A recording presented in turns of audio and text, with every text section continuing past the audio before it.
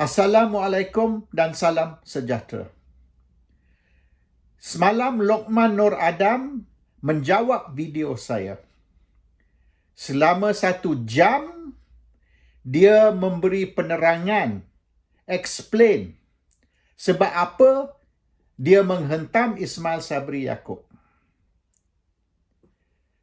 Apa yang Lokman bangkitkan ialah alasan ataupun sebab apa dia tidak setuju dengan Perdana Menteri, menghentam Perdana Menteri dan beberapa perkara dia bangkitkan.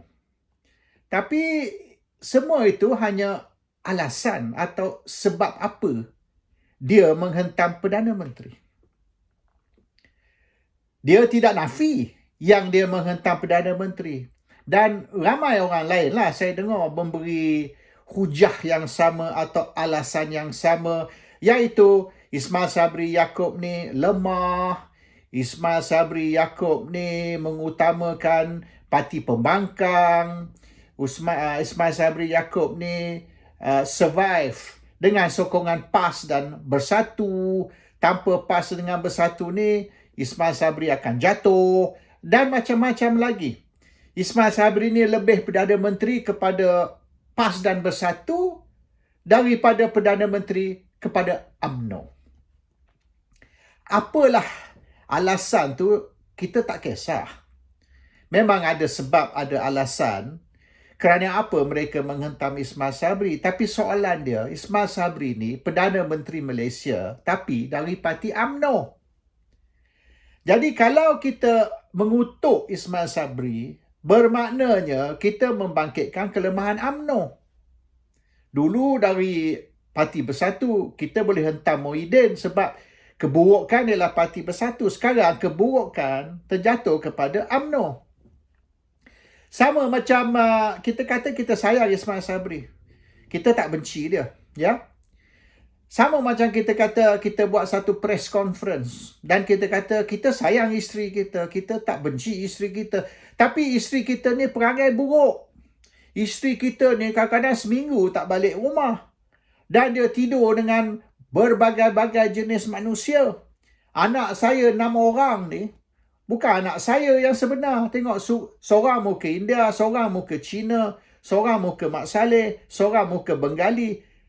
Seorang pun tak muka saya. Bukan anak saya tu. Jadi isteri saya ni memang teruk sangat perangai. Kadang-kadang dia tidur dengan 3-4 orang sekali. Dia buat orgy. Saya tak tahu apa nak buat dengan isteri saya. Tapi saya sayang. Jadi orang akan tengok kita ni, lihat kita ni, kata apa benda? What's wrong with you? You buat press conference, depan beribu orang you kutuk isteri engkau. Engkau bangkitkan, dedahkan keburukan isteri engkau, macam-macam perangai dahsyat. Tapi engkau tak cerai. Jadi sekarang ni, kalau betul lah Ismail Sabri ni lebih mengutamakan PAS, lebih mengutamakan Bersatu ataupun DAP, PKR dan sebagainya, bermaknanya dia ni derhaka kepada UMNO. Jadi sebab apa UMNO masih retain dia, masih simpan dia sebagai Perdana Menteri? Tengok semalam di England. Ramai ahli parlimen dari parti Boris Johnson sendiri, Conservative Party, mereka dah tak yakin dah dengan kepimpinan Boris Johnson. Mereka marah dengan Boris Johnson sebab beberapa skandal. Mereka buat undi tidak percaya. Dan dalam undi tidak percaya tu, Boris Johnson menang 59%, 41% dari ahli parlimen parti dia sendiri mengundi tidak menyokong Boris Johnson. Boris Johnson menang 59, 49 against Boris Johnson. So dia orang buat undi tidak percaya, nak remove, nak jatuhkan Boris Johnson. Tapi Boris Johnson menang, walaupun menang dengan undi tipis. 59% sahaja. So kalau betul tak setuju dengan Ismail Sabri, rasa Ismail Sabri ni tak begitu utamakan kepentingan UMNO, Ismail Sabri ni lebih mementingkan kepentingan parti-parti lain, PAS, Bersatu, DAP, PKR, Amanah dan sebagainya, buatlah undi tidak percaya. Boris Johnson menang dengan 59% Majoriti UMNO di dalam ataupun Barisan Nasional di dalam parlimen lebih tipis dari itu. Cuma kalau 5 orang saja ahli parlimen UMNO tarik sokongan dari Ismail Sabri, jatuh Ismail Sabri. Tak payah banyak pun. Tapi tak mau pula buat undi tidak percaya terhadap Ismail Sabri. Kalau betul lah Ismail Sabri ni menderhaka kepada UMNO, tidak mementingkan UMNO, maka jatuhkan kerajaan. Dan mereka marah, macam Lokman kata. Mereka marah kerana Ismail Sabri tidak mau bubar parlimen. Ismail Sabri tidak mau mengadakan pilihan raya tergempar PRU 15. Okey. So kalau betul majoriti UMNO, mengikut Lokman, dia kata majoriti UMNO, akar umbi UMNO, pemimpin UMNO, majoriti nak parlimen dibubarkan, susah apa? It's not that difficult. Just tarik sokongan dari Ismail Sabri. 5 orang parlimen pun okey dah. Tarik sokongan dari Ismail Sabri, kerajaan jatuh. Bila kerajaan jatuh, dengan automatik parlimen terbubar, boleh mengadakan pilihan raya tergempar. PRU 15 tergempar. Mereka kata dia nak pilihan raya diadakan bulan Julai. Dia nak sebelum ujung Julai. Ogos pun tak mau. Lokman kata bulan Ogos pun dia orang tak boleh terima. Mesti pilihan raya diadakan Julai. 31 Julai. Bukan 31 Ogos, kata Lokman. Okey. Kita hari ini awal Jun. Buat satu usul tergempar di dalam parlimen. Tarik sokongan dari Ismail Sabri. Kerajaan dengan automatik dibubar. Boleh adakan pilihan raya 31 Julai macam Lokman nak. No problem. Sebab apa tak buat? Sebab apa buat video depan ribu-ribu orang, kutuk Perdana Menteri, tapi kata hanya nak tegur, hanya makna mereka masih sayang. Kalau nak tegur Perdana Menteri depan beribu-ribu orang dan kita bangkitkan keburukan Perdana Menteri dan kita tuduh Perdana Menteri macam-macam kesalahan seperti mengutamakan orang lain daripada mengutamakan parti sendiri, itu kita memalukan parti kita sendiri. Beberapa minggu kebelakangan ini, sebulan 2 ni, banyak penganalisa politik, penulis dari luar negeri, international writers, Murray Hunter lah, dari Australia lah, dari mereka menulis, membuat analisa politik dan mereka mengutuk kerajaan. Mereka mengutuk Ismail Sabri. Dan mereka berkata yang sebenarnya Ismail Sabri ni Perdana Menteri yang lemah dan tidak ada sokongan parti dia sendiri. He's a weak Prime Minister who does not have the support of his own party. Di mana mereka dapat gambaran ini? Macam mana mereka buat analisa? Bukan seorang tau, ramai. International writers and political analysts, mereka menulis mengatakan Ismail Sabri ini tidak dapat sokongan parti dia sendiri. Di mana mereka dapat idea ni? Gambaran ini datang dari mana? Datang dari orang UMNO sendiri.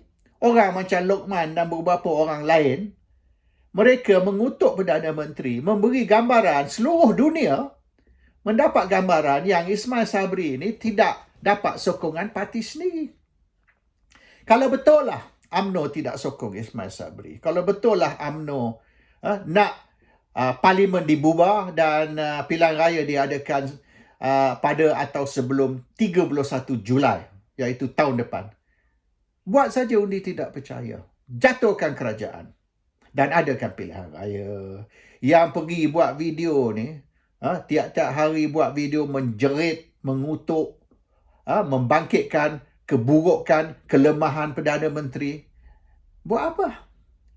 At least di England ni, bila ramai ahli parlimen parti konservatif tak sokong Boris Johnson, dia orang pergi buat undi tidak percaya semalam. Tapi Boris Johnson masih menang. Tapi menang tipis. 59% sahaja. Tapi at least tindakan mereka, saya tak sokong Perdana Menteri. Saya buat usul undi tidak percaya terhadap Perdana Menteri. Kalau dia survive lah. Kalau jatuh, bermaknanya hari ini kita adakan Perdana Menteri baru ataupun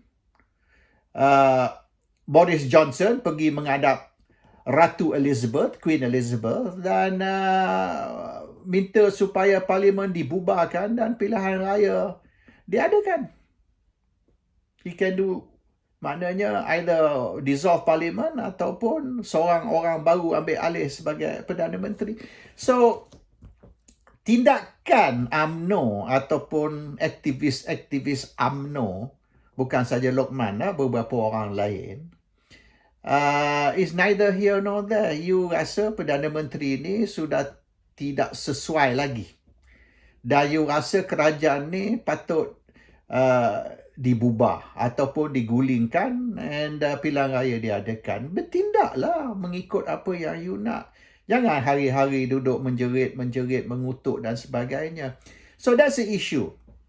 Now, Seri Paduka Baginda yang di Pertuan Agong telah titah.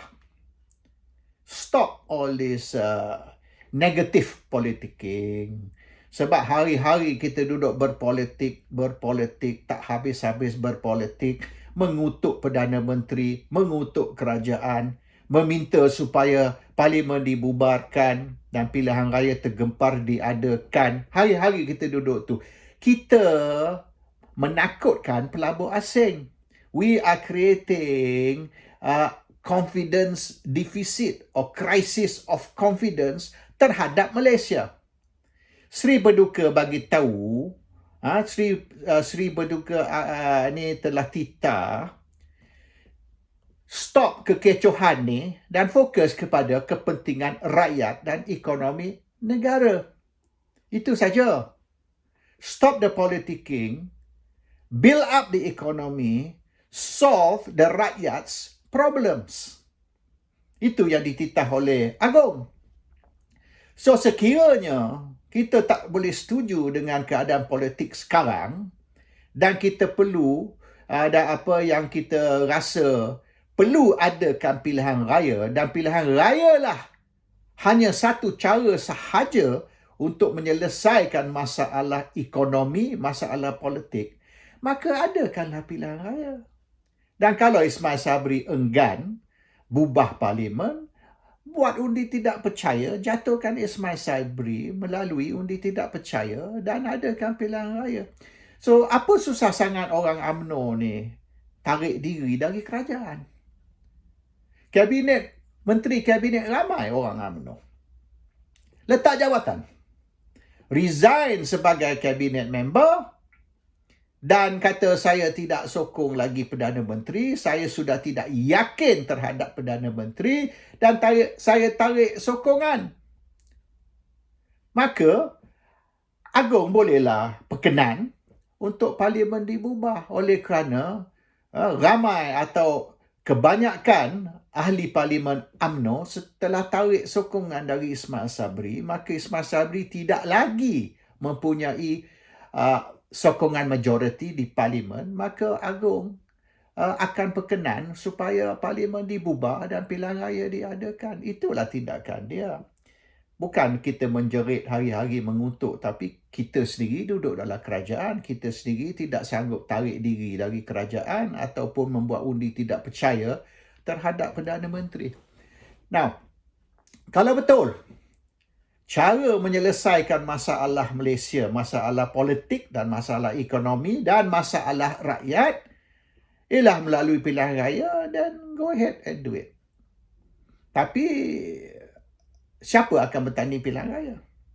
Adakah kita akan buang semua orang lama dan letak orang baru bertanding pilihan raya? Kalau kita masih calonkan orang lama, orang yang sama yang sedia ada, buat apa kita nak adakan pilihan raya? You are just going to vote for the same people to come back and lead the country. Kalau kita nak vote for the same people to come back and lead the country, tidak ada perubahan.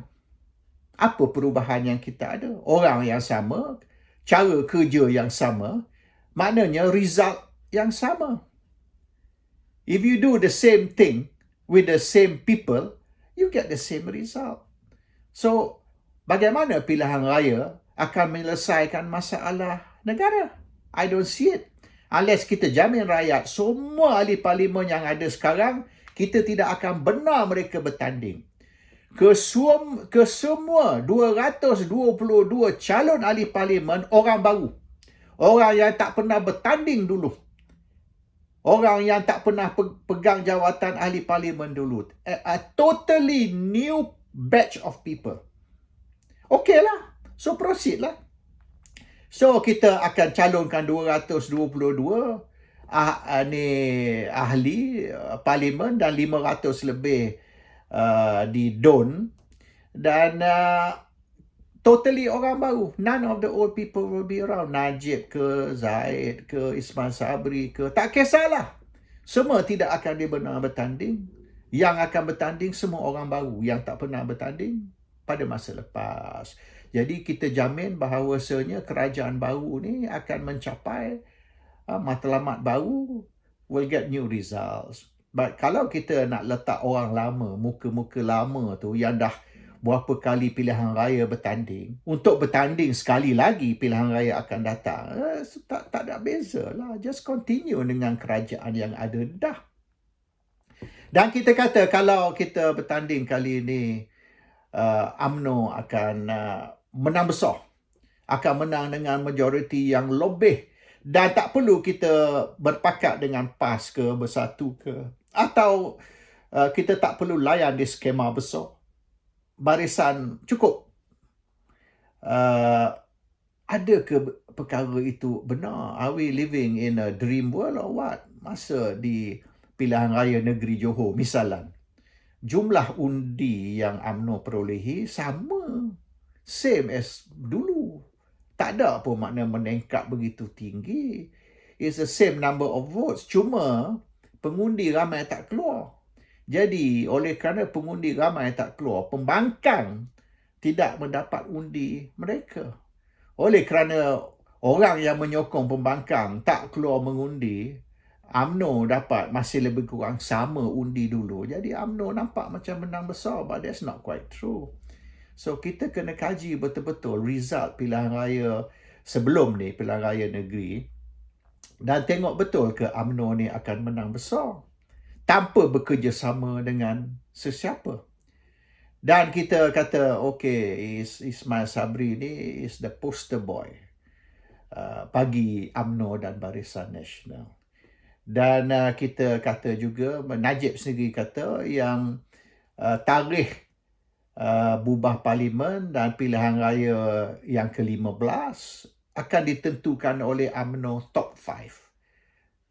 Iaitu Presiden, Timbalan dan Naib Presiden. Jadi kalau macam tu, serah saja kepada UMNO top 5 untuk menentukan tarikh bubar parlimen dan tarikh nak adakan pilihan raya umum yang ke-15. Kita dah kata it's up to the top 5.